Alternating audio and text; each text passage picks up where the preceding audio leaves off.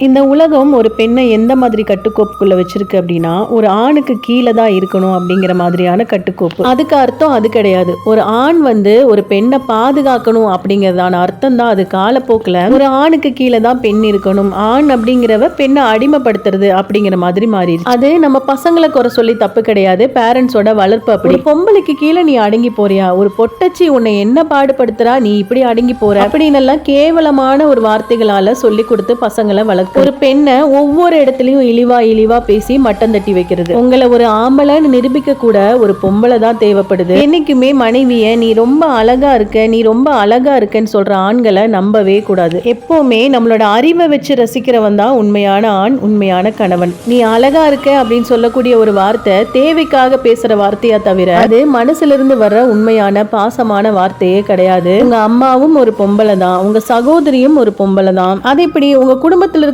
பெண்கள் மட்டும் மதிக்கத்தக்க கூடிய பெண் அம்மா, தங்கச்சி, அக்கா, அண்ணி கூட மதிக்கத்தக்க வேண்டிய ஒரு பெண். ஆனா மனைவியா வர்றவ மட்டும் கேவலமான ஒரு பொம்பளைன்னு சித்தரிக்கிறது. இதுல எல்லாம் விட கொடுமை என்னன்னா, இதை சொல்லி கொடுக்கறதே ஒரு பெண்ணா தான் இருப்பாங்க. பெண்ணுக்கு பெண் தான் எதிரி அப்படிங்கிற ஒரு காலமும் சூழ்நிலையும் என்னைக்கு மாறுதோ அன்னைக்குதான் எல்லா பெண்களுக்கும் சுதந்திரமும் நிம்மதியான ஒரு வாழ்க்கையும் கிடைக்கும். பார்த்தாலும் நீ ஒரு பொம்பளை தானே, ஆஃப்டர் ஆல் நீ ஒரு பொண்ணு என்ன பண்ண முடியும் அப்படிங்கிற வார்த்தைகள் எல்லாம் விட்டுட்டு கண்ணியமான முறையில ஒவ்வொரு பெண்களையும் பாதுகாக்கிற ஆண்மகன்களா மாறினாலே போதும், எல்லா பெண்களுடைய வாழ்க்கையும் சந்தோஷமா தான் இருக்கும்.